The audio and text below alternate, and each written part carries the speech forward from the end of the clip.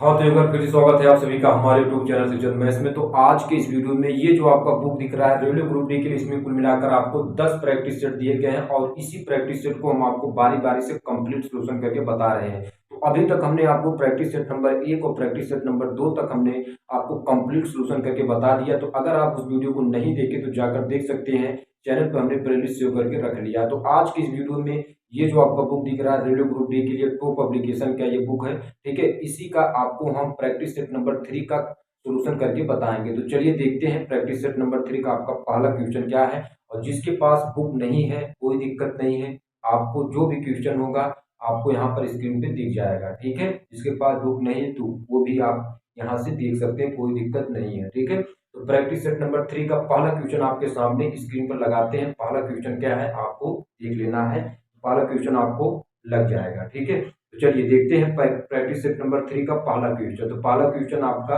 Reasoning से है, relation से है, ठीक है। तो इसमें दिया दिव्या कहती है कि वह महिला मेरे पति की बहन के इकलौते सहोदर के पुत्र की दादी है, ठीक है। इकलौते सहोदर का मतलब क्या होता है, सगा भाई। इकलौते सहोदर का मतलब क्या होता है, सगा भाई, ठीक है। तो इकलौता सहोदर जो शब्द था उसको आपको हमने क्लियर कर दिया। इकलौते सहोदर का मतलब क्या होता है, सगा भाई से है, ठीक है। तो अब इसमें ये कह रहा है क्वेश्चन नंबर 1 आपको बढ़िया से देख लेना है। दिव्या है किसी महिला की तरफ इशारा कर रही है, ठीक है। किसी महिला की तरफ इशारा करके कह रही है कि दिव्या कहती कि वह महिला मेरे पति की बहन के, मेरे पति के, पति के बहन के, मेरे पति के बहन के इकलौते सहोदर, इकलौते सहोदर, इकलौते सहोदर, इकलौते सहोदर का मतलब क्या हुआ मेरे भाई, सगा भाई, सगा भाई। इकलौते सहोदर का मतलब क्या हुआ, सगा भाई। इकलौते सहोदर के पुत्र की दादी है, इकलौते सहोदर के पुत्र की, इकलौते सहोदर के पुत्र की ये क्या है, महिला जो है दादी है। तो अब पूछ रहा है दिव्या, वह महिला दिव्या से किस प्रकार संबंध रखता है। तो थोड़ा से आपको दिमाग को जोर देना है। क्वेश्चन आपसे क्या कहा, दिव्या के पति के बहन का इकलौता सहोदर, दिव्या के, दिव्या के पति की बहन, दिव्या के, इसमें कहा था ने कि वह महिला मेरे पति की बहन के, यानी दिव्या के पति की बहन का इकलौता सहोदर, यानी जो बहन का जो सगा भाई है, ये वास्तव में क्या है, दिव्या का पति है। दिव्या का क्या है, पति है, ठीक है। और इकलौते सहोदर के पुत्र, अगर ये इकलौते सहोदर यानी दिव्या के बहन का ये जो सगा भाई है, ठीक है, दिव्या के पति की बहन का जो ये सगा भाई है, अगर इसका पुत्र, अगर इकलौते भाई का ये पुत्र है तो ये आपका क्या है, दिव्या का भी तो पुत्र है, ठीक है।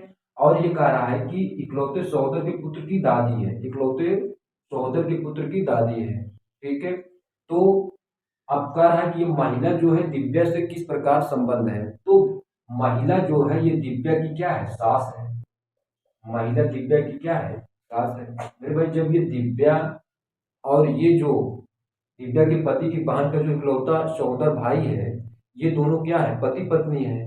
तो इसके द्वारा जो, इसके द्वारा जो पुत्र है वह, इसके द्वारा जो पुत्र है, ये पुत्र इस महिला का, महिला की क्या है, दादी है। ये जो पुत्र है इस महिला की क्या है, दादी है। तो दिव्या और महिला में क्या संबंध होता है, दिव्या और महिला में सास का संबंध होगा, यानी ये जो महिला होगा वो आपका क्या होगा, दिव्या की क्या होगी, सास होगी, ठीक है। क्वेश्चन आपको देख लेना है, जैसे क्वेश्चन कहा था बिल्कुल उसी तरीके से हमने आपको यहाँ पर बताया है। यहाँ पर क्वेश्चन आपसे पूछा था कि कह रहा है कि दिव्या कहती है कि वह महिला मेरे पति की बहन की, दिव्या कहती है कि वह महिला मेरे पति की बहन की, मेरे पति की बहन की इकलौते सहोदर, इकलौते सहोदर मतलब इकलौता भाई के पुत्र की दादी है।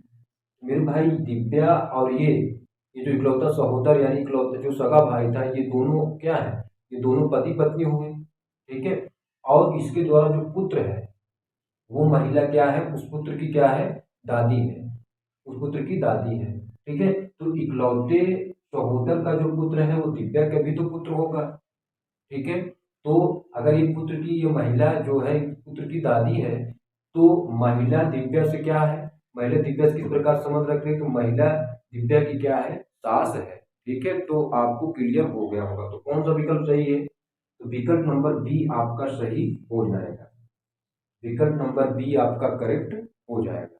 ठीक है, चलिए आते हैं क्वेश्चन नंबर 2 की तरफ। क्वेश्चन नंबर 2 आपके सामने रखते हैं, तो चलिए इसको रब कर देते हैं। क्वेश्चन नंबर 2 क्या है उसको देखिए आप। ठीक है, तो चलिए क्वेश्चन नंबर 2।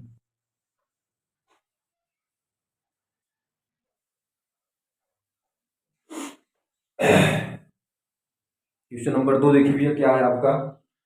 क्वेश्चन नंबर 2 क्या है, क्वेश्चन नंबर 2 कह रहा है कि यदि कॉक को, मतलब इसमें दिया यदि कॉक को D4P6 D4L2 लिखा जाता है तो हेंस को कैसे लिखा जाएगा। ठीक है, अरे भाई कॉक को इसने क्या लिखा है, सी को इसने लिखा है किस रूप में, D4 के रूप में। ठीक है, और ओ को इसने किस कैसे लिखा है, ओ को इसने लिखा है P6 के रूप में, P6 के रूप में। ठीक है, और सी को इसने लिखा है, सी को इसने लिखा है D4 हो गया, P6 हो गया, फिर D4 के रूप में।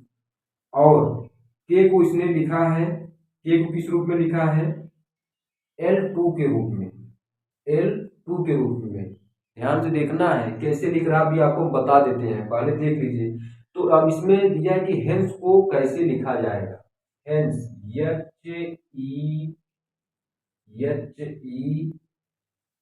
HENCE, हेंस को कैसे लिखा जाएगा। तो मेरे भाई यहां पर देखना है आपको, सी में अगर हम एक जोड़ दे रहे हैं तो हमारे पास डी हो जाएगा, और सी का स्थान मेरे भाई क्या हो, 3 है, तो 3 + 1 कर देंगे तो मेरे भाई कितना हो जाएगा, 4 हो जाएगा। 3 + 1 कर देंगे कितना हो जाएगा, 4 हो जाएगा।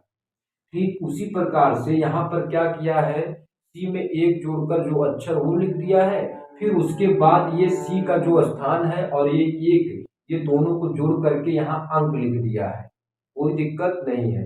अब इसी प्रकार से ओ, तो अगर हम ओ में एक जोड़ दें, ओ में एक, तो ओ में अगर हम एक जोड़ देंगे तो क्या होता है, OP, तो यानी P यहाँ पर हो जाएगा। और O का स्थान क्या होता है, 15 होता है, तो 15 को इसने कैसे लिखा, 15 को ये 1 + 5 यानी इकाई दहाई को जोड़ दिया है, तो 1 + 5 करके यहाँ पर 6 आया है, 1 + 5 करके यहाँ पर 6 आया है। दिमाग से थोड़ा समझना है आपको। ठीक है, चलिए अब यहाँ पर देखिए, सी में अगर हम एक जोड़ देते हैं तो डी आ जाएगा। ठीक है, और सी का स्थान 3 है, और ये एक 3 + 1 कर देंगे तो कितना हो जाएगा, 4 हो जाएगा। क्लियर है। के में अगर हम एक जोड़ देते हैं तो हमारे पास कितना हो जाएगा, के में के एल यानी एल हो जाएगा, और के का स्थान आपका क्या होता है, के का स्थान 11वां स्थान होता है, तो 11 को इकाई दहाई को आपस में जोड़ दीजिए, 1 + 1 तो कितना हो जाएगा, 2 हो जाएगा। सेम टू सेम तरीका इसमें भी लगा करके बता देना है कि कौन सा HENCE के लिए क्या होगा। ठीक है, तो मेरे भाई अब एच में हम एक जोड़ देंगे, तो एच में अगर हम एक जोड़ते हैं तो क्या प्राप्त होगा, आई प्राप्त होगा, आई हो जाएगा। और यहाँ पर आपको देख लेना है, अगर एच को हम डिजिटल में लिखें तो एच का स्थान कैसा दिखता है, 18वें स्थान पे दिखता है। तो 18 को आप कैसे लिखेंगे, 18 को 1 + 8 के रूप में, यानी यहाँ पर 9 हो जाएगा, यानी अक्षर के साथ साथ इसमें गिनती भी लिखा गया है, तो सेम सेम वैसे कर देते हैं। ठीक है, अब यहाँ पर ई है, तो ई में अगर हम एक जोड़ देते हैं तो क्या हो जाएगा, एफ हो जाएगा। और यहाँ पर ई का स्थान क्या होता है, 5 होता है, तो 5 + 1 जोड़ देंगे तो कितना होगा, 6 हो जाएगा। ठीक है, अगर केवल हमारे पास इकाई है, दहाई का पता नहीं है, तो इसको हम कैसे लिख देंगे, उसमें हम एक जोड़ देंगे। ठीक है, अगर इकाई दहाई है तो उसमें एक जोड़ने की जरूरत नहीं है, वही इकाई दहाई जोड़ करके संख्या आपको लिख देना है। ठीक है, चलिए अब देखिए यन है, तो यन में एक जोड़ देंगे, एन में अगर एक जोड़ते हैं तो क्या प्राप्त होगा, ओ प्राप्त होगा। और n का स्थान आपका क्या होता है मेरे भाई, n का स्थान आप बताइए।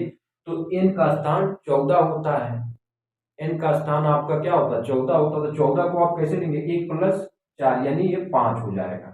ठीक है। अब सी में एक जोड़ दीजिए, तो सी में एक जोड़ेंगे तो डी हो जाएगा।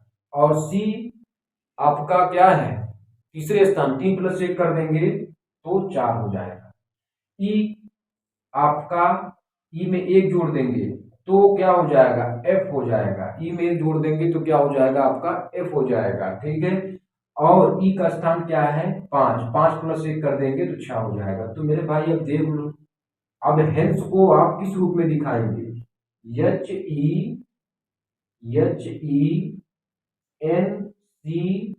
HENCE को आप किस रूप में दिखाएंगे, I9F6O5D4 और F6 के रूप में। कौन सा विकल्प सही है मेरे भाई, देखिए I9F6OSD4F6 कौन सा विकल्प सही है, आप देखिए। तो विकल्प नंबर आपका बी सही हो जाएगा। कौन सा विकल्प, विकल्प नंबर बी आपका करेक्ट हो जाएगा। ठीक है, कोई दिक्कत नहीं है। ठीक है, तो यहाँ पर हमने क्वेश्चन नंबर 2 कंप्लीट सोल्यूशन करके बता दिया। तो चलिए इसको रब करते हैं, आते हैं क्वेश्चन नंबर 3 की तरफ। चलिए इसको रब कर देते हैं। चलिए इसके बाद आते हैं क्वेश्चन नंबर 3 की तरफ। क्वेश्चन नंबर 3 देखिए आपका क्या दिया है। क्वेश्चन नंबर 3 कह रहा है कि छात्रों की एक पंक्ति में प्रभु बाएं से 9वां है तथा पद्मा दाएं से 12वीं है। उस पंक्ति में राम बाएं से 12वां है तथा राधा दाएं से 9वीं है। प्रभु एवं राम के बीच कितने छात्र हैं, आपको बताना है।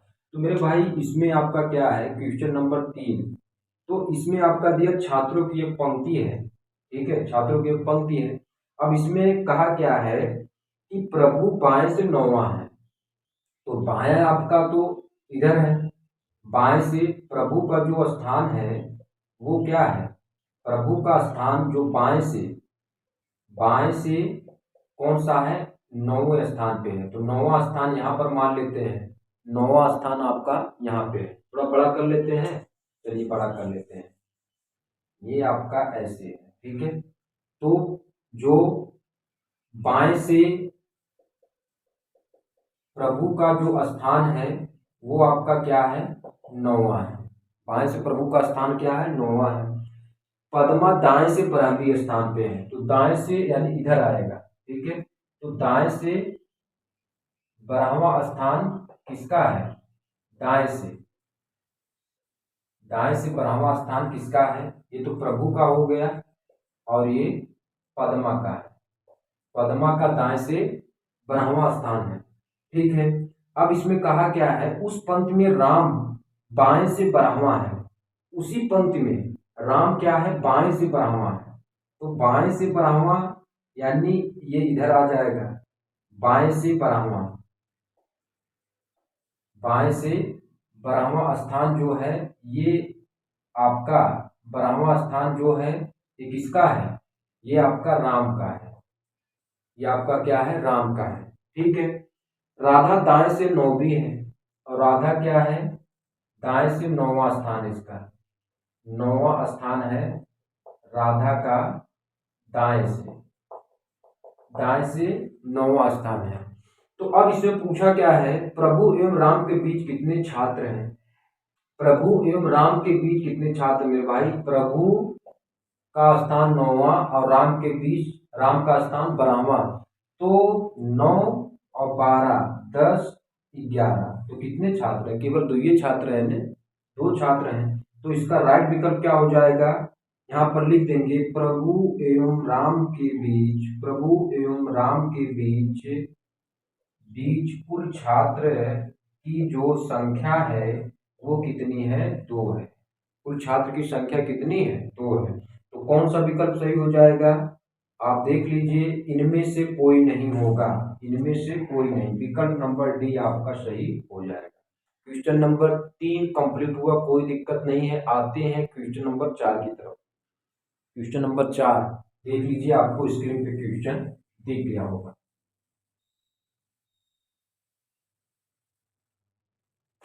क्वेश्चन नंबर 4 देखिए आपका क्या दिया है।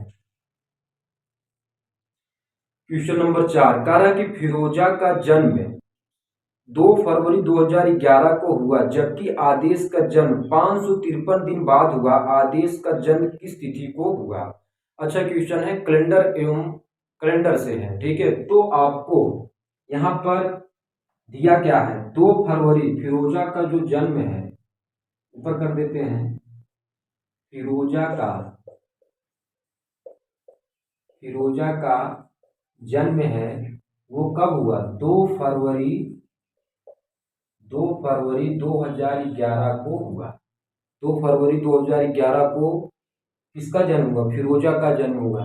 अब कह रहा है आदेश का जो जन्म है, आदेश का जन्म कब हुआ? आदेश का जन्म कब हुआ? फिरोजा के जन्म के 553 दिन बाद। फिरोजा के जन्म से 553 दिन बाद, 553 दिन बाद। तो मेरे भाई अगर फिरोजा का जन्म 2 फरवरी 2011 को हुआ, तो अगर हम 2 फरवरी अब इसका सॉल्यूशन देखेंगे, ठीक है। 2 फरवरी 2011 से लगाकर 2 फरवरी 2012 तक कितना दिन हुआ? कितना दिन हुआ? 365 दिन हुआ। कितना दिन हुआ? 365 दिन, ठीक है।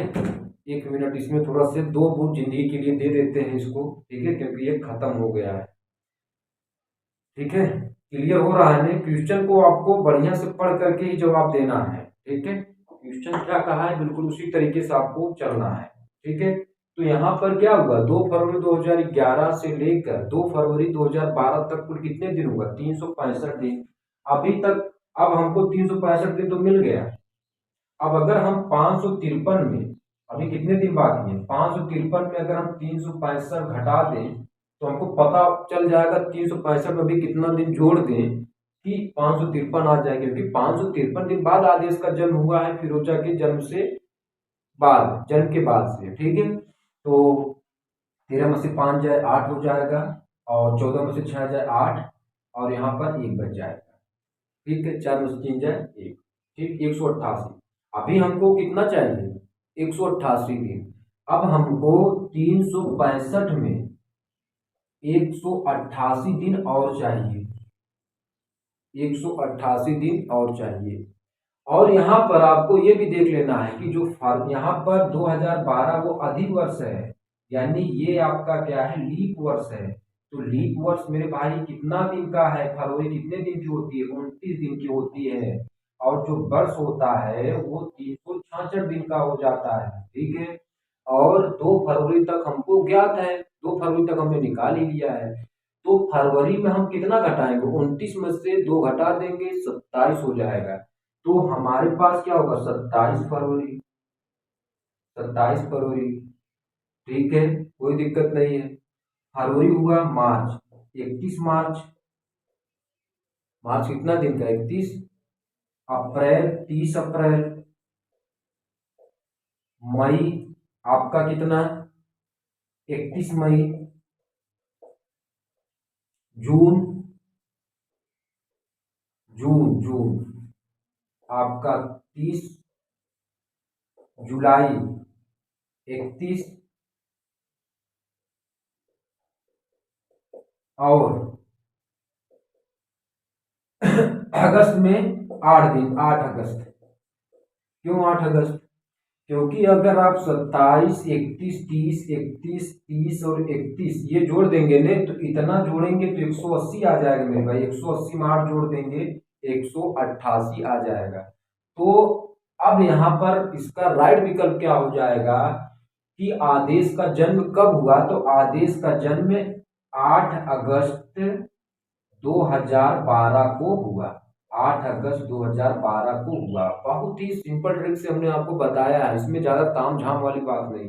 8 अगस्त 2012 का जन्म, 8 अगस्त 2012 को आदेश का जन्म हुआ। आदेश का जन्म कब हुआ?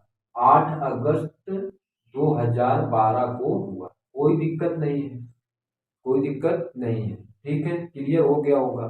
हमने क्या किया, 2 फरवरी 2011 से लगा करके 2 फरवरी 2012 तक 365 दिन हो गया। तो 365 में अभी कितना दिन जोड़े कि 553 आ जाए, क्योंकि हमको फिरोजा का जो जन्म है, आतिश का जो जन्म फिरोजा के जन्म से 553 दिन बाद हुआ। तो हमने क्या किया, 553 में से 365 घटा दिया 188। अब 188 को आप कैसे लिखेंगे, यहाँ पर फरवरी लीप वर्ष यानी है, तो 29 दिन, 29 में से 2 दिन हमको पता, तो घटा दी 27 फरवरी, 31 मार्च, 30 अप्रैल, 31 मई, 30 जून, 31 जुलाई, और इसमें यहाँ तक तो आपका 180 हो गया, 180 मार्च जोड़ देंगे तो 188 आ जाएगा।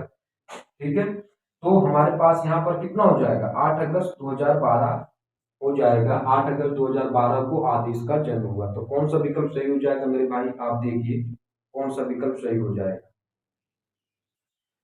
तो विकल्प नंबर बी आपको करेक्ट कर लेना है, विकल्प नंबर बी आपको करेक्ट कर लेना है। चलिए इसको रब करते हैं, आते हैं अगला क्वेश्चन आपके सामने। आते हैं अगला question, question number 5। Question number 5 देखिए, कह रहा है कि मोहनजोदड़ो कहाँ स्थित है, मोहनजोदड़ो कहाँ पर स्थित है। ठीक है, कुल मिलाकर 4 विकल्प, पंजाब, सिंध, गुजरात, उत्तर प्रदेश। तो इसका राइट आंसर हो जाएगा पाकिस्तान के सिंध प्रांत के लारकाना जिले में मोहनजोदड़ो स्थित है। ठीक है, तो इसका राइट आंसर क्या हो जाएगा, पांचवे का बी, पांचवे का बी, पाकिस्तान के राज्य सिंध के लारकाना जिले में मोहनजोदड़ो स्थित है, मोहनजोदड़ो स्थित है, मोहनजोदड़ो स्थित है। 5 का 20 सही हो गया। आते हैं छठवें का, शुंग वंश का अंतिम शासक कौन था। तो कुल मिलाकर इसमें 4 विकल्प दिए गए हैं, सातकर्णी, सुशर्मा, वशिष्ठिपुत्र, पुलुमावी, देवभूति। तो इसका राइट आंसर हो जाएगा विकल्प नंबर डी, देवभूति, विकल्प नंबर डी, देवभूति। ये क्या था, शुंग वंश का अंतिम शासक था। शुंग वंश का देवभूति जो था वो शुंग वंश का अंतिम शासक था, अंतिम शासक था। विकल्प, अब ये आ जाइए क्वेश्चन नंबर 7, किस सूफी संत की दरगाह अजमेर में स्थित है। तो इसका राइट आंसर हो जाएगा विकल्प नंबर सी, ख्वाजा मोइनुद्दीन चिश्ती, ख्वाजा मोइनुद्दीन, ख्वाजा मोइनुद्दीन चिश्ती, ख्वाजा मोइनुद्दीन चिश्ती का जो दरगाह है वो अजमेर में स्थित है, अजमेर में है, अजमेर में है। चलिए आगे आते हैं, तात्या टोपे का वास्तविक नाम क्या था। तो तात्या टोपे का वास्तविक नाम जो था वो रामचंद्र पांडुरंग था, रामचंद्र पांडुरंग था। क्या था, रामचंद्र पांडुरंग था। कौन सा विकल्प सही हो जाएगा, विकल्प नंबर सी सही हो जाएगा। 9 नंबर पे आते हैं, भारतीय राष्ट्रीय कांग्रेस की प्रथम महिला अध्यक्ष थी। तो मेरे भाई प्रथम महिला अध्यक्ष भारतीय राष्ट्रीय कांग्रेस की, भारतीय राष्ट्रीय कांग्रेस की प्रथम महिला अध्यक्ष, प्रथम महिला अध्यक्ष,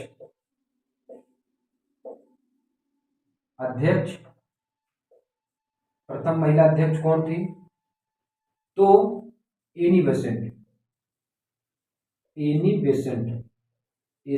बेसेंट क्या थी, प्रथम महिला अध्यक्ष थी। और ये जो कलकत्ता अधिवेशन हुआ था, भारतीय राष्ट्रीय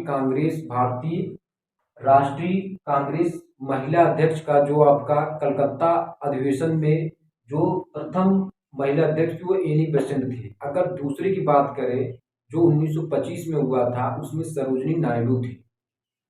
तो भारतीय राष्ट्रीय कांग्रेस की प्रथम महिला अध्यक्ष जो कलकत्ता अधिवेशन हुआ था 1917 में, उसकी जो अध्यक्षता की थी एनी बेसेंट ने की थी। और दूसरी जो अधिवेशन हुआ था, कानपुर अधिवेशन जो हुआ था 1925 में, तो उसका जो उसमें जो महिला अध्यक्ष थी वो कौन थी? सरोजनी नायडू थी। तो आपको ये भी देख लेना है। आते हैं अगला क्वेश्चन जो आपका है, क्वेश्चन नंबर आपका 10 की तरफ। इसको रब कर देते हैं, ठीक है। चलिए,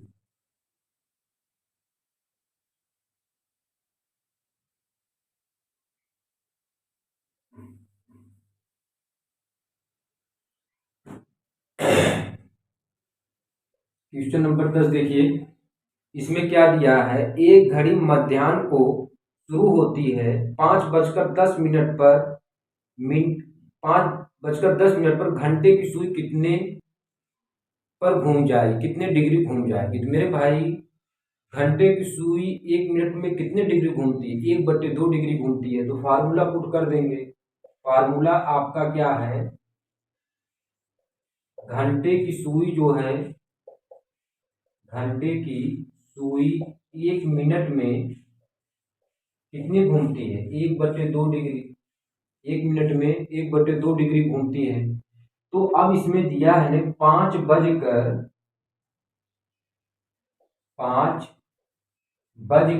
कितना दिया है? 5:10 पर कितने डिग्री घूमेगी?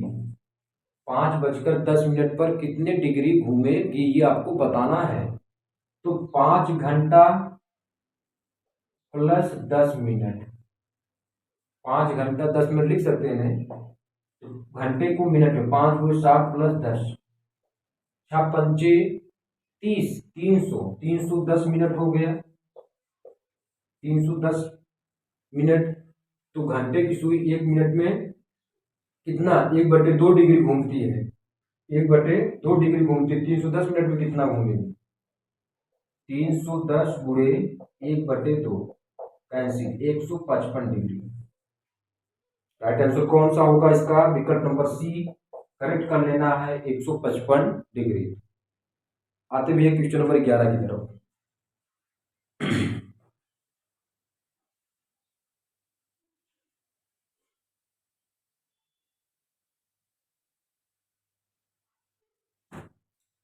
क्वेश्चन नंबर 11 देखिए क्या दिया है। क्वेश्चन नंबर 11 आपसे पूछा है, एक विशेष भाषा में रोर को ROAR को SPBS लिखा गया है। आर को किस रूप में? एस ओ को किस रूप में? पी के रूप में, ए को बी के रूप में, आर को एस को रूप में। तो इसी प्रकार आपको STING को बताना किस रूप में लिखा जाएगा, किस रूप में लिखा जाएगा। तो मेरे भाई, आर में एक जोड़ा गया है तो एस आया है, ओ में एक जोड़ा गया है तो पी आया है, ए में एक जोड़ा गया तो बी आया, आर में एक जोड़ा गया एस आया है। एक एक जोड़ा गया है तो इसमें भी अगर हम एक जोड़ देते हैं तो एस पी होता है, पी हो जाएगा। अब इसमें आपका कितना हो जाएगा? टी में अगर हम एक जोड़ देते हैं तो कौन सा स्थान हो जाएगा? टी में एक जोड़ देंगे कौन सा स्थान? पी यू, यानी यू हो जाएगा। आई में एक जोड़ देंगे तो आई के बराबर, आई में एक जोड़ने के बाद क्या होगा? जे, क्या हो जाएगा? जे। ठीक है, कौन सा हो जाएगा आपका? जे। अच्छा, इसमें दो बचा है। एन में अगर हम एक जोड़ देंगे तो ओ, जी में अगर एक जोड़ देंगे एच, तो आपका ओहो एस टी होता मेरे भाई, एस पी नहीं एस टी, एस टी होता है। TUJOH, कौन सा विकल्प सही हो जाएगा? विकल्प नंबर डी, विकल्प नंबर डी। एस में एक जोड़ेंगे तो टी होगा, ना कि पी होगा। ठीक है, करेक्ट कर लेना है आपको। चलिए आते हैं अगले क्वेश्चन पे। अगला क्वेश्चन क्या है? 12 नंबर का क्वेश्चन है, एक पूर्व भाषा में ए को लिखते हैं बी, पूर्व भाषा में ए को लिखा जाता है बी, बी को लिखा जाता है सी, और सी को लिखा जाता है डी। तो स्मार्ट को किस रूप में लिखेंगे? एस स्मार्ट, SMART को किस रूप में लिखेंगे? तो मेरे भाई इसमें सब में एक एक जोड़ा गया है, तो एस में एक जोड़ देंगे तो टी हो जाएगा, MN हो जाएगा, एक जोड़ने पर बी हो जाएगा, एक जोड़ने पर एस हो जाएगा, और एक जोड़ने पर टी हो जाएगा, TNBST।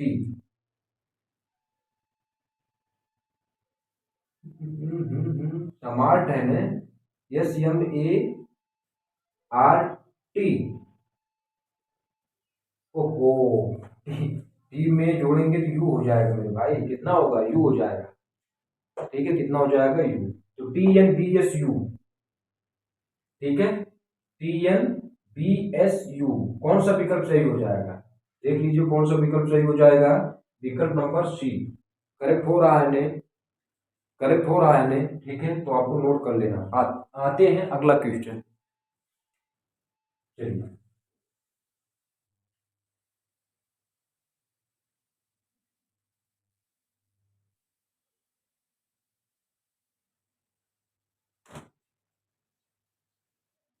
अगला क्या है?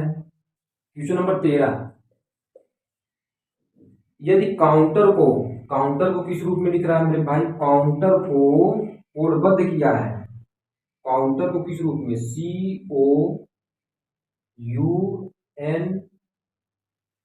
COUNTER, काउंटर बराबर किस रूप में लिख रहा है? NTERCOU के रूप में लिख रहा है काउंटर को। तो आपको बताना है एनालॉगी का कोड क्या होगा।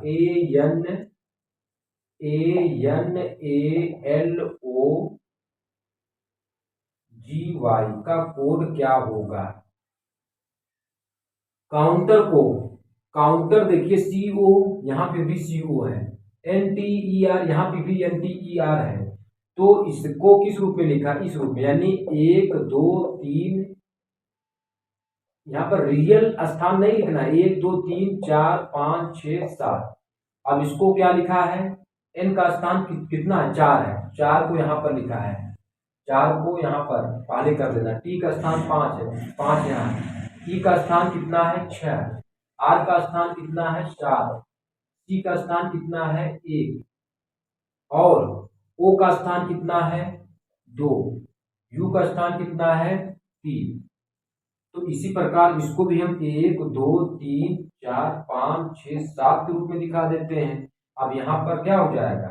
4 5 6 7 1 2 3। तो 4 का L है तो L हो जाएगा, 5 O है तो O आ जाएगा, 6 G है तो G हो जाएगा, 7 Y है तो Y हो जाएगा, 1 ANA हो जाएगा। ठीक, तो कौन सा विकल्प सही हो जाएगा? देख लो, विकल्प नंबर सी करेक्ट हो जाएगा। ठीक है, विकल्प नंबर सी करेक्ट हो जाएगा। आगे समझ में। क्वेश्चन नंबर 14 आते हैं। आपको एक प्रश्न और उसके बाद 2 कथन दिए गए हैं। निर्णय लें कि कौन सा कथन प्रश्न का उत्तर देने के लिए आवश्यक पर्याप्त है। प्रश्न लेट के लिए कोड क्या है? किसी कोड भाषा में आई वाज लेट को क्या लिखा है? आई वाज लेट को लिखा है एन वाइजली के रूप में। मेरे भाई आई वाज लेट है, आई वाज लेट।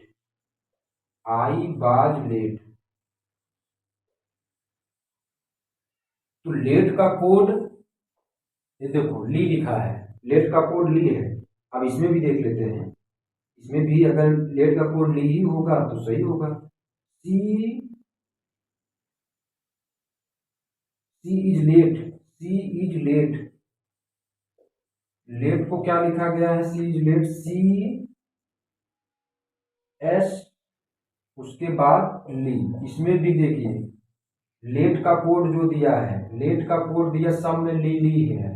तो अब इसमें आपको बताना है कि या तो 1 अथवा 2 पर्याप्त नहीं है, कथन 2 अकेले ही पर्याप्त है, कथन 1 अकेले ही पर्याप्त है, कथन 1 और 2 एक साथ पर्याप्त। तो मेरे भाई यहाँ पर विकल्प नंबर डी सही हो जाएगा, कथन 1 और 2 दोनों पर्याप्त है। क्यों?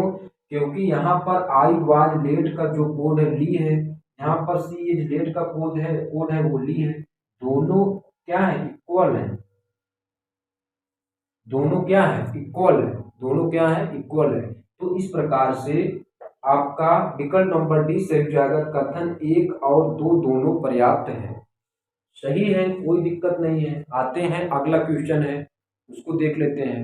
अगला क्वेश्चन देखिए आपका क्या दिया है। अगला क्वेश्चन देखिए भैया, अगला क्वेश्चन क्या है आपका। अगला क्वेश्चन आपको स्क्रीन में दिख गया होगा, ठीक है। आते हैं अगला क्वेश्चन जो आपका है क्वेश्चन नंबर 15, आपको स्क्रीन में दिख गया होगा, ठीक है। क्वेश्चन नंबर 15 क्या है? 15 कह रहा है कि दो पाइप ए और बी एक टैंक को क्रमशः 45 तथा 36 घंटों में भर सकते हैं। दोनों पाइपों को एक साथ खोल दिया जाता है तो टैंक को भरने में कितना समय लगेगा, ठीक है। तो इसके लिए डायरेक्ट ट्रिक लगाते हैं। ट्रिक क्या है? एक्स वाई बटे एक्स प्लस वाई, ठीक है। एक्स का मान 45 गुणे 36 बटे 45 प्लस 36, 45 प्लस 36 कितना होगा? 45 गुणे 36 बटे 6×5 = 11, 81 हो जाएगा। 9 9 81 और 9 5 45, ठीक है। 9 चौके 36, 5 चौके 20, 20 घंटे लगेंगे। कौन सा विकल्प सही हो जाएगा मेरे भाई? देख लो, आपका विकल्प नंबर सी। आते हैं क्वेश्चन नंबर 16। एक कक्षा में किसी दिन 5% छात्र अनुपस्थित थे। यदि उपस्थित छात्रों की संख्या 38 है तो कक्षा में छात्रों की कुल संख्या कितनी है? तो मान लेते हैं, माना कक्षा में उपस्थित छात्र जो है x है। कक्षा में उपस्थित छात्र कितना है? x है, ठीक है। और उस दिन कक्षा में अनुपस्थित छात्र कितने थे? अनुपस्थित कितने हुए थे? वो x गुणे x का 5%, x का 5%, ठीक है। तो कक्षा में उपस्थित छात्र कितने बचेंगे? 5% अनुपस्थित हो गए तो 100 में से 5 घटा देंगे। कक्षा में उपस्थित छात्र तो x गुणे 95/100। तो अब इसमें दिया क्या है? यदि उपस्थित छात्रों की संख्या 38 है, उपस्थित छात्रों की संख्या कितना दिया है? 38 दिया है। यहीं पर कर लेते हैं, यहीं पर। तो कितना हो जाएगा? x गुणे 95/100 और बराबर 38 हो जाएगा। तो कितना हो जाएगा इसका? तो 95x बराबर 100 गुणे 38, तो x बराबर 100 गुणे 38 और बटे कितना हो जाएगा? 95। 5 से कैंसिल कर दें, 5 दूना 10, 20 हो जाएगा। 5 एक्के 5, 9 45, 19 दूना 38, तो x का मान 40, यानी 40 छात्र। कक्षा में उपस्थित छात्र कितने थे? 40 थे। कोई दिक्कत नहीं है, आपका आ गया आंसर। आते हैं अगले क्वेश्चन पर, रब कर देते हैं इसको। अगला क्वेश्चन क्या है देखिए उसको।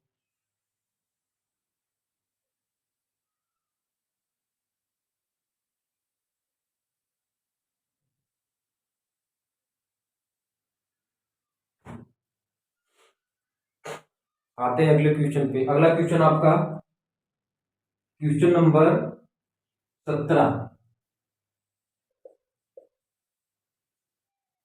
64, 28 एवं 96 का मासा क्या होगा? सिंपल है, 64, 28 एवं 96 का मासा।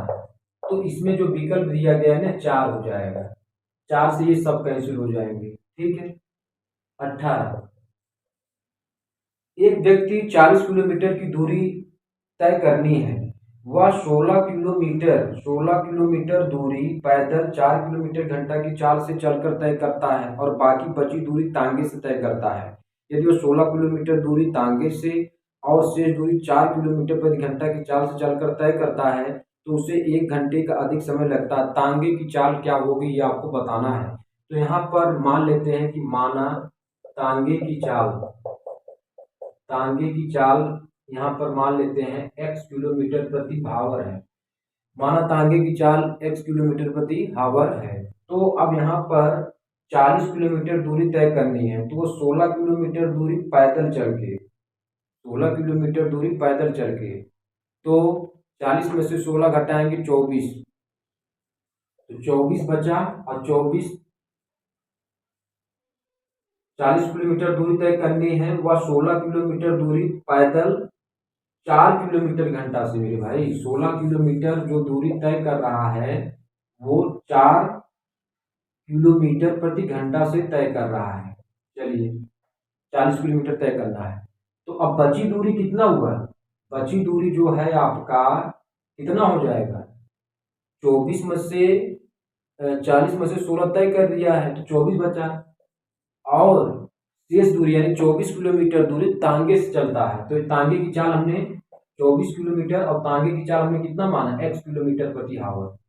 चलिए बराबर क्या हो, यदि वह 16 किलोमीटर दूरी तांगे से तय करता है, अब देखिए 16 किलोमीटर दूरी तांगे से x किलोमीटर प्रति हावर की दर से, यानी जो तांगे की चाल हमने माना है दूरी तांगे से, और शेष दूरी 4 किलोमीटर घंटा की चाल से तय करता है। तो 40 में 16 घटा देंगे तो 24 हो जाएगा।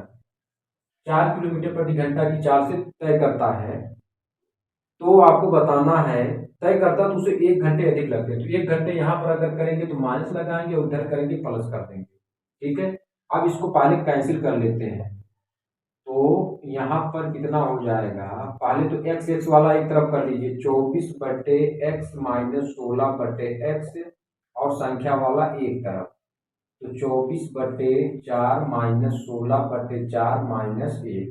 ठीक है, अब 24 में से 16 घटाएंगे 8/x हो जाएगा, एलसीएम कितना हो जाएगा बेटा, इधर 4 हो जाएगा, तो 24 माइनस 16 माइनस कितना होगा 4, सरल कर लो भैया, 8/x बराबर कितना हो जाएगा 24, 16 4 20, और ओहो प्लस है भैया, यहाँ पर प्लस है। ठीक है प्लस है, तो यहाँ पर कितना हो जाएगा 24 और 16 जोड़ दीजिए, मैंने माइनस माइनस माइनस 24,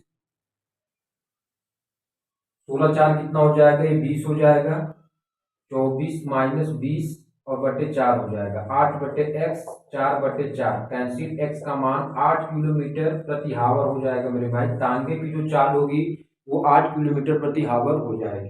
ठीक है, तांगे की चाल कितनी हो जाएगी 8 किलोमीटर प्रति हावर, हमने पक्षांतर किया तो इधर ही माइनस हो जाएगा। ठीक है, तो x बराबर 8 किलोमीटर प्रति हावर, कौन सा विकल्प सही है आपको बता देना है, कौन सा विकल्प सही है, डी वाला विकल्प सही है, विकल्प नंबर डी। ठीक, 18 तक कंप्लीट हो गया, आते हैं 19 नंबर का क्वेश्चन।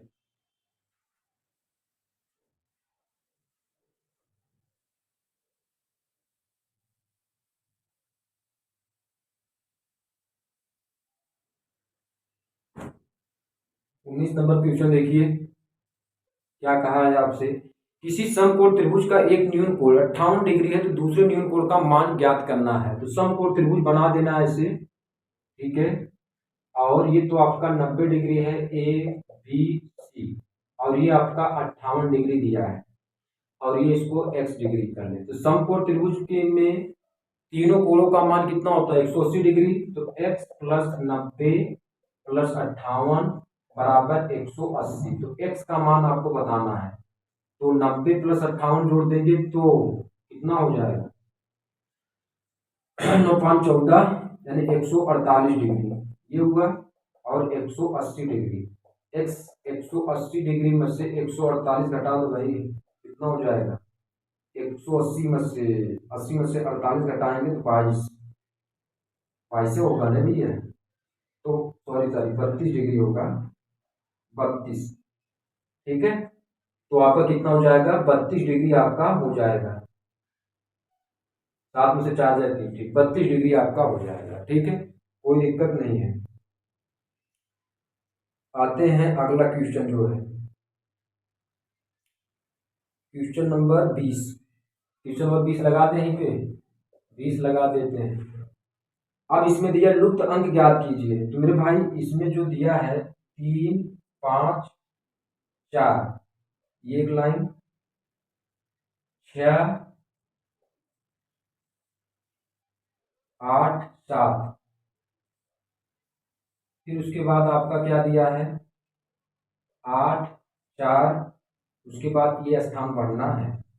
तो मेरे भाई देख ले 5, 3, 8, 5, 3, 8, तो इसमें अगर देखा जाए 4 से भाग लगाया जाए तो 4 गुना 8 कर जाएगा, 8, 6, 14, 7 से भाग लगाया जाए तो 7 गुना 14, 8, 4, 12, तो इसमें 6 से भाग लगाया जाए तो इसकी जगह पे 6 हो जाएगा। कौन सा विकल्प सही हो जाएगा इसका, ए, 6 वाला विकल्प आपका सही हो जाएगा। 21 वाला क्वेश्चन देख लीजिए यहीं पर, 21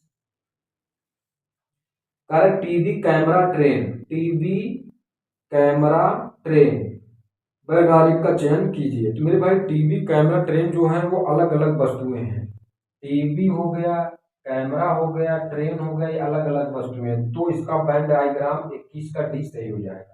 चलिए इसको रब करते हैं, आते हैं अगले क्वेश्चन पे। चलिए इसके बाद आते हैं आपका क्वेश्चन नंबर आपका अगला जो 22। इसमें दिया अक्टूबर 2021 में भारतीय रेलवे ने दक्षिण मध्य रेलवे पर पहली बार 2 लंबी दूरी की मालगाड़ियों का सफलतापूर्वक संचालन किया। पहली संचालित मालगाड़ी का क्या नाम है। तो पहली संचालित जो मालगाड़ी का नाम है वो त्रिशूल है और दूसरा क्या है गरुड़ है।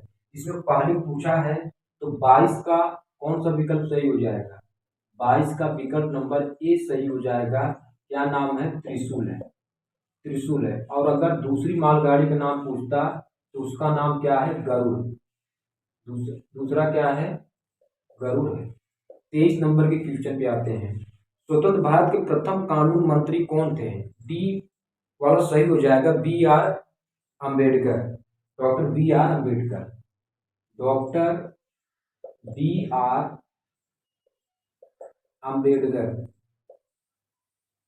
अम्बेडकर क्या थे, स्वतंत्र भारत के प्रथम कानून मंत्री थे। वर्तमान में कौन है, वर्तमान में कानून मंत्री कौन है, वर्तमान में कानून मंत्री कौन है, रविशंकर प्रसाद।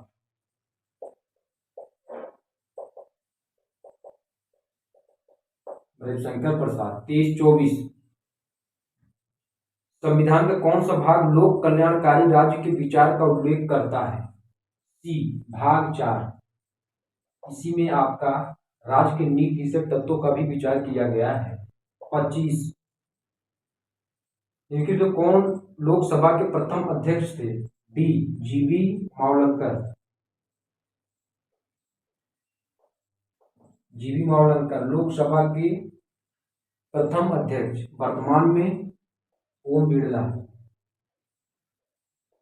ओम बिरला, ओम बिरला क्या है वर्तमान में है। 26 भारत के संसदीय प्रणाली कहां से ली गई है। विकल्प नंबर बी ब्रिटेन से, ब्रिटेन से संसदीय प्रणाली ली गई है।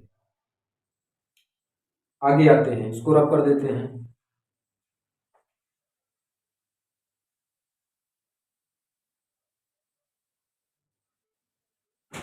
आगे देखिए आपका क्या है क्वेश्चन नंबर 27। आपका क्या दिया है, भारत के किस अनुच्छेद में संसद को संविधान में संशोधन करने का अधिकार है। तो इसका विकल्प नंबर बी,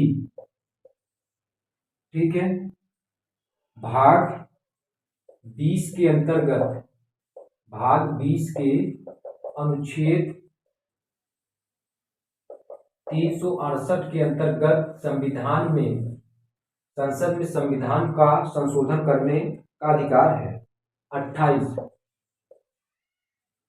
कौन सा देश पाक जलमरू से पाक जल डमरू मध्य से जुड़े हुए हैं। तो पाक जल डमरू मध्य से जुड़े हैं भारत और श्रीलंका, भारत और श्रीलंका आपका सही हो जाएगा। चलिए 29, दिए गए शब्दों के लिए सर्वाधिक उपयुक्त बयान का चयन कीजिए। ट्रक, जलयान, सामान। तो देखिए मेरे भाई, ट्रक से भी सामान ढोया जाता है और जलयान से भी सामान ढोया जाता है। तो ट्रक, अब ये कौन सा सही हो जाएगा, इतना बड़ा नहीं, छोटा बना देते हैं, ठीक है। ये तो सामान तो आपका बीच में हो जाएगा, कॉमन है, इधर ट्रक और इधर जलयान। तो कौन सा डायग्राम आपका सही हो जाएगा, विकल्प नंबर सी। 30, 30 वाला क्या है मेरे भाई, दिए गए कथनों पर विचार के कथन और निष्कर्ष से है। तो इसमें हमने आपको बताया था, इसमें कोई ट्रिक नहीं होता है, आपको अपने से पढ़ करके कथन को और निष्कर्ष को पढ़ के आपको विकल्प बताना पड़ता है, कौन सा विकल्प आपका सही है। दिए गए कथनों पर विचार करें और निर्णय लें कि कौन से कथन तार्किक रूप से कथनों का अनुसरण करते हैं। कुछ खिलौने प्लास्टिक है, कुछ प्लास्टिक काले हैं, सभी खिलौने काले, सभी खिलौने प्लास्टिक है। निष्कर्ष सही है, दोनों निष्कर्ष अनुसरण करते हैं, ना तो निष्कर्ष एक और ना ही दो अनुसरण करता है। तो यही विकल्प सही हो जाएगा, विकल्प नंबर 20 सही हो जाएगा, ना तो निष्कर्ष एक और ना ही निष्कर्ष दो अनुसरण करता है। चलिए अब 31 नंबर का क्वेश्चन देखिए, इसको रब कर देते हैं मेरे भाई। 31 नंबर का देखिए,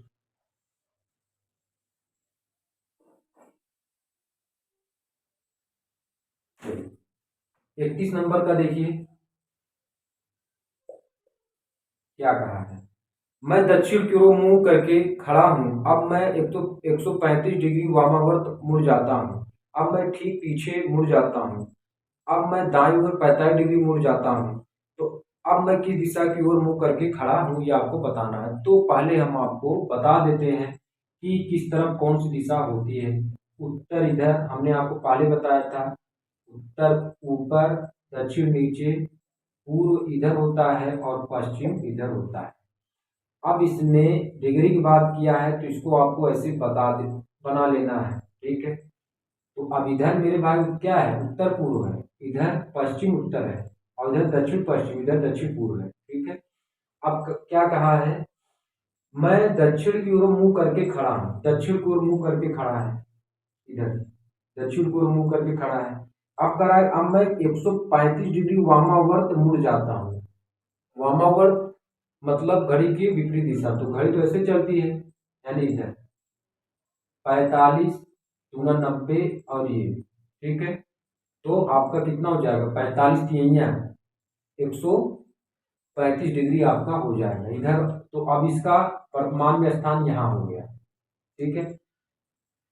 मुड़ जाता हूँ, अब मैं ठीक है ठीक पीछे मुड़ जाता हूँ, तो ठीक पीछे अभी इस तरफ है, तो अगर ये मुड़ेगा तो ये किधर चला आएगा, यानी ये इधर चला आएगा, इतना पूरा घूम जाएगा, नहीं ऐसे घूम जाएगा, तो इसका वास्तविक स्थान यहाँ पर आ जाएगा, केंद्र पे आ जाएगा। तो अब ये ठीक पीछे मुड़ जाता है, अब मैं दाईं ओर मुड़ जाता हूँ, दाईं ओर 45 डिग्री मुड़ जाता हूँ।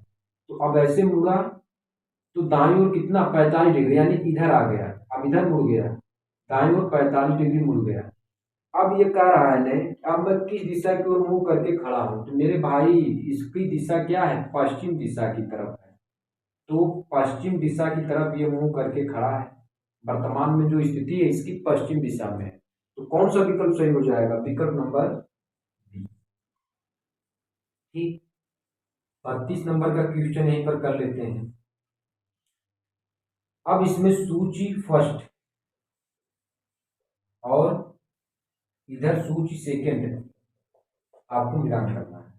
पहला आपका हीराकुंड बांध, तो हीराकुंड बांध किस नदी पर है, हीराकुंड बांध कहाँ है, उड़ीसा में है, ठीक। तो हीराकुंड बांध किस नदी पर है, महानदी पे। बी, तीन बांध, तीन बांध किस नदी पर बनाया गया है, तो ये आपका हो जाएगा रावी नदी पे, रावी नदी बनाया गया है। सलाल परियोजना बांध किस नदी पर बनाया गया है, तो ये इसका राइट आंसर हो जाएगा चिनाब बांध पे। सलाल परियोजना बांध किस नदी बनाया गया है, तो इसका राइट आंसर हो जाएगा आपका चिनाब नदी पे। डी, पोंग बांध किस नदी पर बनाया गया, तो ये आपका ब्यास नदी में। तो मेरे भाई आपका देख लीजिए, इसमें पहला तो आपका महानदी है, तो ये चौथा वाला आ जाएगा क्योंकि चौथे का स्थान पे था ये महानदी। तीसरे पे ये हो जाएगा रावी, और दूसरा चिनाब हो जाएगा, और पहला आपका ये हो जाएगा। दूसरा तीसरा, दूसरा नहीं, चौथा तीसरा दूसरा पहला, कौन सा विकल्प सही हो जाएगा, विकल्प नंबर डी। ठीक, 32 नंबर का भी कंप्लीट हो गया। अब आते हैं अगला क्वेश्चन करते हैं, इसको रब कर दें, चलिए इसको रब कर देते हैं, अगला क्वेश्चन आते हैं।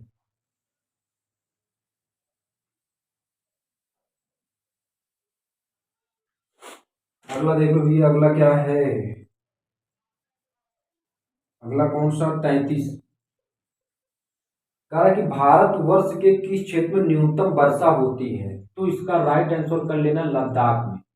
लद्दाख में न्यूनतम वर्षा होती है, न्यूनतम वर्षा होती है कहाँ पे, लद्दाख में। 34, 78 माइनस 5 प्लस 3 का 25 माइनस 2 गुणे 10। अब आपको बताना है इसके जगह पे क्या होगा, इसकी जगह पे क्या होगा, हल करके बता देंगे। 5 प्लस 3 जैसे वैसे का 25, 10 गुना 20, ठीक है। ये 78 माइनस 8 का 25 माइनस 20 कर लो भैया, 25 में से 20 घटा देंगे 5, तो गलत हो जाएगा, गलत हो जाएगा। 5 प्लस 3 गुणे यहाँ पर हो जाएगा, का मतलब गुणा 5, ये हो जाएगा। 78 माइनस 5 यहीं 15, 78 माइनस 15 5 20, तो कितना, 78 में से 20 घटा दो 58, 78 में से 20 घटाएंगे कितना होगा मेरे भाई, 58 होगा। इसमें 2 बूंद जिंदगी के लिए दे देते हैं, खत्म हो गया।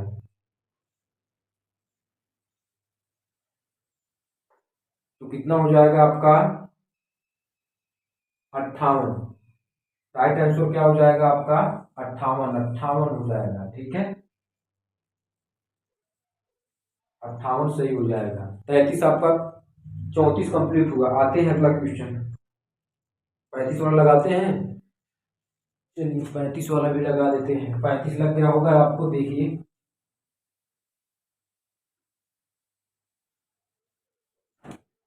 35 वाला क्वेश्चन देखिए।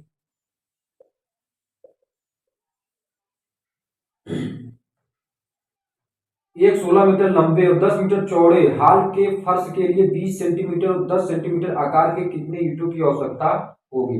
तो मेरे भाई इधर आपका देखिए 16 मीटर लंबे दिया है, यानी अब यहाँ पर हम पहले फर्श का क्षेत्रफल निकाल लेते हैं।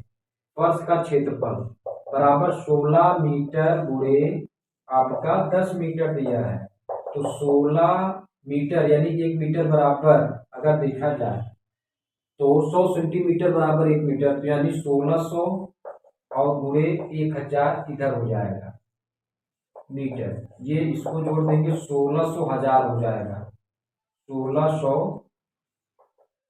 हजार हो जाएगा, ठीक है।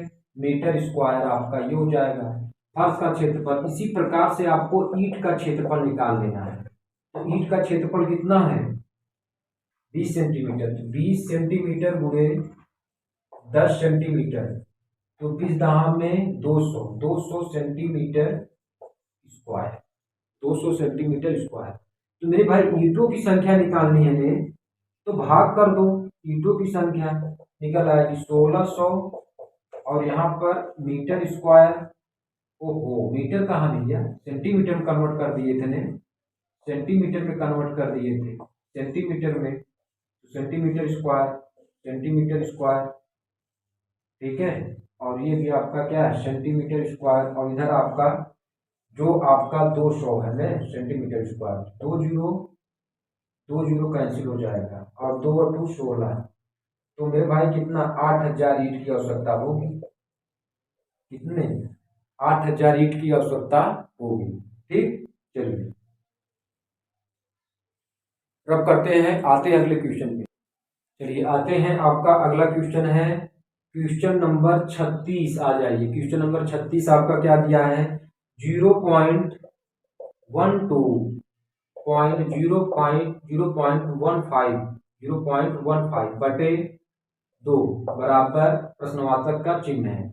तो मेरे भाई अब यहाँ पर क्या हो जाएगा, मान निकालना 0.12, 0.15 और बटे 2, तो 12/15/2, तो कितना हो जाएगा 12/15 गुणे 1/2, 2 छक्का 12, तो 2 छक्का 12 6/5, तो कितना हो जाएगा, अब 15 है तो 15 यहाँ पर भी होगा ने, आप कैंसिल करिए, 3×6 3×5 2/5, 5 चौक के 20, 0.4, कौन सा विकल्प सही हो जाएगा, देख लीजिए कौन सा विकल्प, विकल्प नंबर बी सही। आते हैं अगले क्वेश्चन पे, फटाफट क्वेश्चन देखते रहिए, आते हैं अगले क्वेश्चन पे।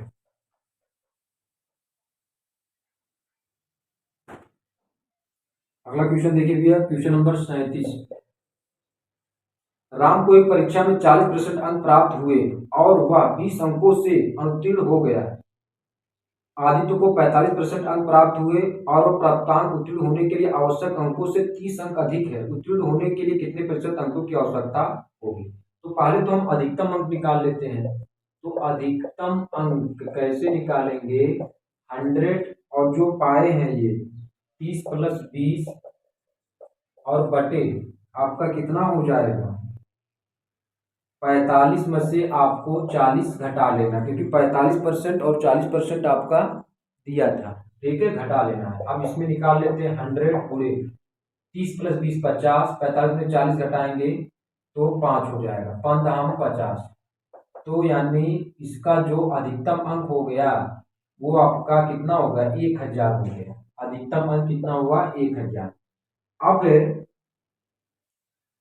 उत्तीर्णांक परसेंटेज अगर हम इसमें देखें, परीक्षा उत्तीर्णांक कितना होगा इसको ही पता कर लेना है। परीक्षा उत्तीर्णांक, उत्तीर्णांक यानी परीक्षा में कितना अंक पाए कि उत्तीर्ण हुए, तो अधिकतम अंक पता चल गया, तो 1000 गुणे, तो अब देखिए इसमें 40% दिया था ने, 40%, तो 40 बटे आपका कितना हो जाएगा 100, और कितने 20 अंकों की कमी से फेल हो गया था वो, प्लस 20 जोड़ देंगे इसमें, तो अब आपका कितना हो जाएगा 2 0 2 0 कैंसिल, 400 और प्लस 20 420, 420 यानी परीक्षा का उत्तीर्णांक जो है 420। अब 420 का क्या निकालना, परसेंटेज, परसेंटेज उत्तीर्णांक निकालना है। तो 420 बटे अधिकतम अंक 1000 और गुणे 100, 2 0 कैंसिल, 42% मेरे भाई, कितना हो जाएगा 42%, तो राइट विकल्प विकल्प नंबर ए सही हो जाएगा।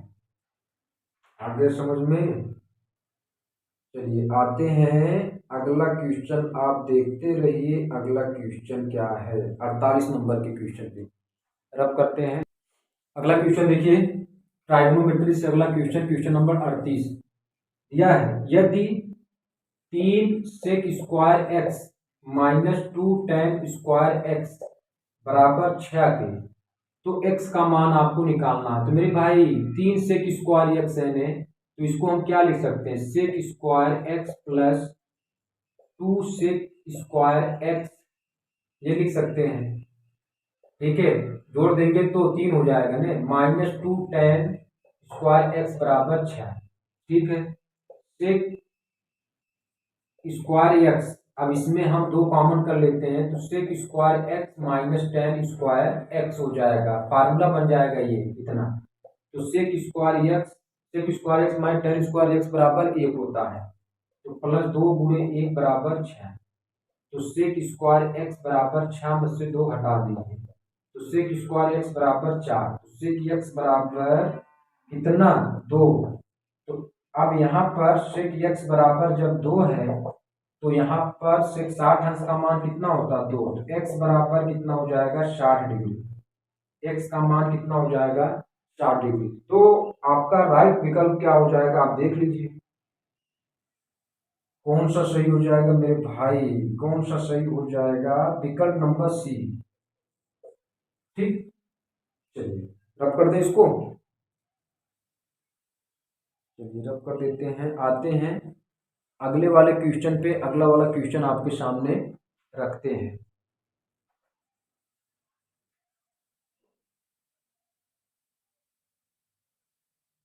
39 नंबर का क्वेश्चन देखिए।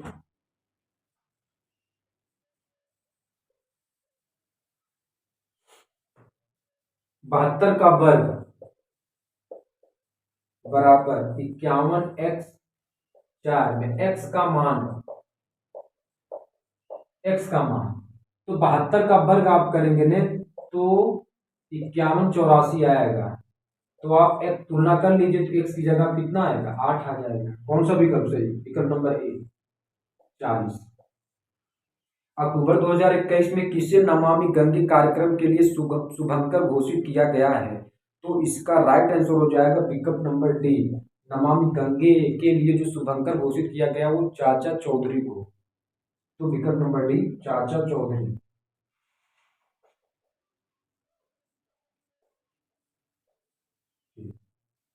41 सितंबर 2021 में केंद्रीय मंत्री जी किशन रेड्डी ने परशुराम कुंड की आधारशिला रखी। यह कुंड किस राज्य में स्थित है, तो यह कुंड जो है अरुणाचल प्रदेश में स्थित है। तो कौन सा विकल्प आपका सही हो जाएगा, विकल्प नंबर बी आपका सही हो जाएगा, अरुणाचल प्रदेश। अरुणाचल प्रदेश में यह कुंड है। ठीक है, परशुराम कुंड किशन रेड्डी ने, केंद्रीय मंत्री किशन रेड्डी ने परशुराम कुंड की आधारशिला रखी। यह किस राज्य में स्थित है, अरुणाचल प्रदेश में है। 42 निम्नलिखित में कौन संख्या परिमेय संख्या नहीं है, तो मेरे भाई इसका विकल्प नंबर 20 है। जब पाई जो होता है वो आपका क्या होता है, अपरिमेय संख्या होता है, लेकिन अगर पाई का मान आ जाए तो वो आपका क्या होता है, परिमेय संख्या होता है। तो पाई हो जाएगा जो परिमेय नहीं है, परिमेय नहीं है। ठीक, चलिए तब कर दें, यहीं पर आपको अगला बता देते हैं कौन सा विकल्प, बी वाला तो आपका सही हो जाएगा, ये विकल्प नंबर बी। 43 आते हैं, 43 वाला भी यहीं पर कर लेते हैं। 43 का देखिए, कर दिए गए प्रश्न को पढ़ें और निर्णय लें कि कौन सा कथन प्रश्न का उत्तर देने के उचित है। जेड का मान है जेड स्क्वायर, पहला कथन दिया है जेड स्क्वायर प्लस माइनस 1 बराबर 0। इसको सरल कर लेते हैं, जेड स्क्वायर बराबर 1, तो जेड बराबर आपका 1 हो जाएगा। ठीक है, तो इसमें आपका, अब इसमें दूसरा जो दिया जेड बराबर रूट में एन है, तो एन आपका क्या है, संख्यात्मक मान तो है नहीं, तो आपका सिर्फ एक उचित होगा, विकल्प नंबर ए,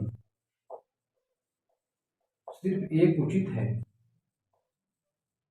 सिर्फ एक उचित है। तब कर देते हैं, आते हैं अगले क्वेश्चन पे। अगला क्वेश्चन आपके सामने लगाते हैं। आते हैं अगला क्वेश्चन, जो आपका अगला क्वेश्चन देखिए, तो मेरे भाई इसमें अगला क्वेश्चन दिया है कि आइसो हाइट रेखा नक्शे में किसके युग्मक बिंदु हैं, सम तापमान के, सम दाब के, सम वर्षा के, सम ऊंचाई के। तो इसका राइट आंसर हो जाएगा विकल्प नंबर सी। इसमें दिया था ने आइसो हाइट रेखा नक्शे में किसके युग्मक बिंदु हैं, तो आइसो हाइट जो रेखा है, आइसो हाइट रेखा क्या बताती है, समान वर्षा, नक्शे में सम वर्षा क्षेत्रों को दर्शाती है। आइसो हाइट रेखा सम वर्षा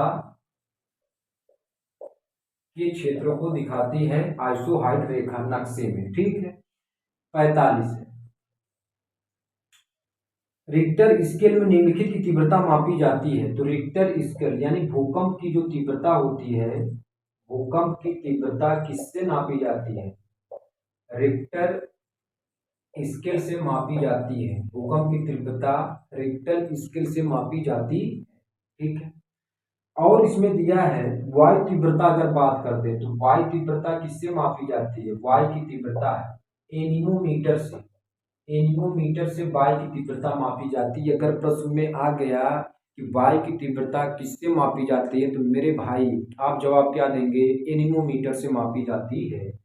अब आता है समुद्र की गहराई, तो समुद्र की गहराई किससे मापी जाती है, समुद्र की गहराई फायदोमीटर से, फायदोमीटर से समुद्र की गहराई फायदोमीटर से मापी जाती है।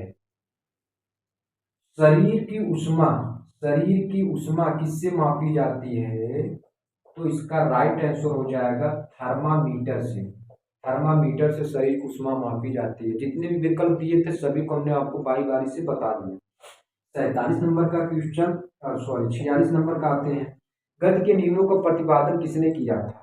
तो गति के नियमों का प्रतिपादन विकल्प नंबर बी न्यूटन ने, न्यूटन ने किया था। आर्किमिडीज ने उत्प्लावक बल का सिद्धांत दिया था। आइंस्टीन ने सापेक्षता का सिद्धांत और द्रव्यमान ऊर्जा समीकरण आपको दिया था, E बराबर mc²। डार्विन ने प्राकृतिक चयन का सिद्धांत दिया था। ठीक है, सभी का आपका हो गया। आते हैं 47 नंबर पे। 47 क्या है? यदि किसी गतिशील पिंड का वेग आधा आधा करने से गतिज ऊर्जा हो जाती है तो गतिज ऊर्जा के बराबर हाफ mv² होता है। तो अब इसमें कहा क्या है, अगर हम वेग को क्या कर दें, आधा कर दें, आधा v/2 कर दें, तो काइनेटिक ऊर्जा क्या होती है? 1/2 आपका v²/4। तो कितना हो जाएगा? के बराबर हाफ mv² बटे आपका कितना होगा? 4, यानी आपका कुल मिलाकर 1/4 हो जाएगा। 1/4 यानी विकल्प नंबर डी आपका सही हो जाएगा, 1/4 हो जाएगा।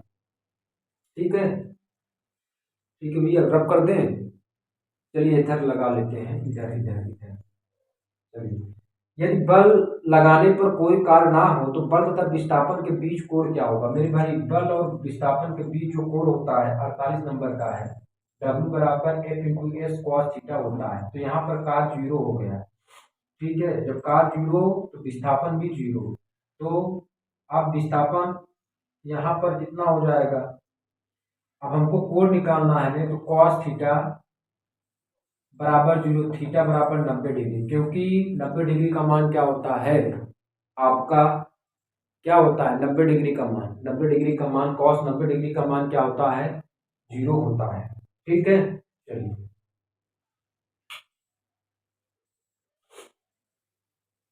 ठीक किया गया, क्या आपका 0 था, तो cos थीटा बराबर हो जाएगा। ठीक है, आगे है 49 नंबर का क्वेश्चन, यहीं पर लगा देते हैं। चलिए रब कर देते हैं।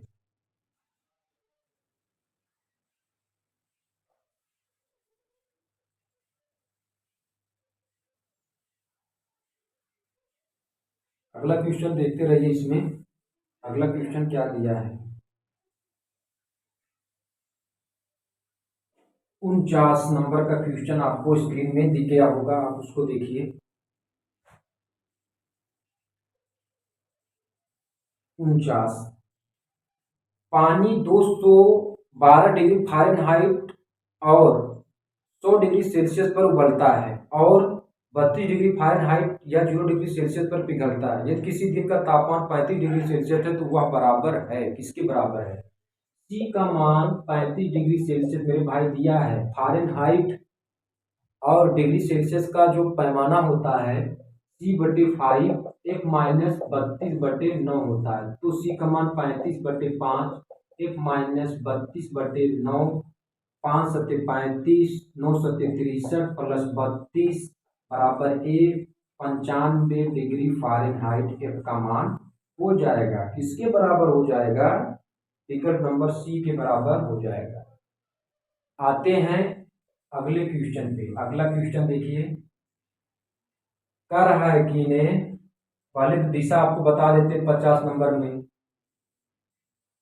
उत्तर दक्षिण पूर्व पश्चिम। ठीक, अब इसमें कह रहा है कि एक दिन गणेश अपने घर से निकला और दक्षिण की ओर 10 किलोमीटर चला।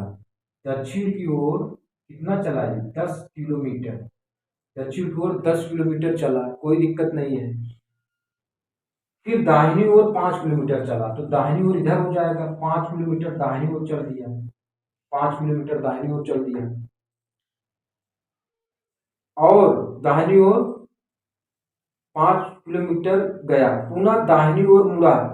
तो मेरे भाई दाहिनी ओर पुनः कितना, अब इधर चल रहा है तो दाहिनी ओर इस ऊपर होगा, तो कितना चला है दाहिनी ओर, दाहिनी ओर कितना चला वो मुड़ा 10 किलोमीटर चला, 10 किलोमीटर चल दिया। ठीक है, चलिए अंततः बाएं मुड़ा और 10 किलोमीटर चला गया, तो इधर चला बाएं इधर मुड़कर 10 किलोमीटर चला, 10 किलोमीटर इधर चल दिया यहाँ तक। ठीक है, अब देखिए अगर ये 5 किलोमीटर है तो मेरे भाई ये भी 5 किलोमीटर होगा, ये भी आपका 5 किलोमीटर, तो इसको मान लेते हैं ए बी और ये ई।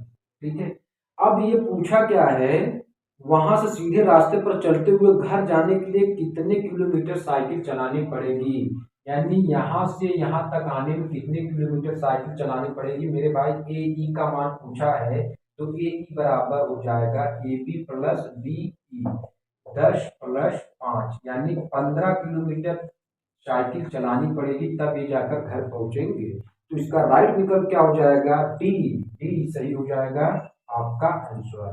तो इस प्रकार हमने आपको कुल मिलाकर हमने आपको कहाँ तक सॉल्व करा दिया, प्रैक्टिस सेट नंबर 3 का हमने क्वेश्चन नंबर हमने आपको कुल मिलाकर कहाँ तक सॉल्व किया है, 50 तक हमने आपको कंप्लीट सॉल्यूशन करके बता दिया है। ठीक है, तो मिलते हैं नए वीडियो में। जय हिंद, जय भारत।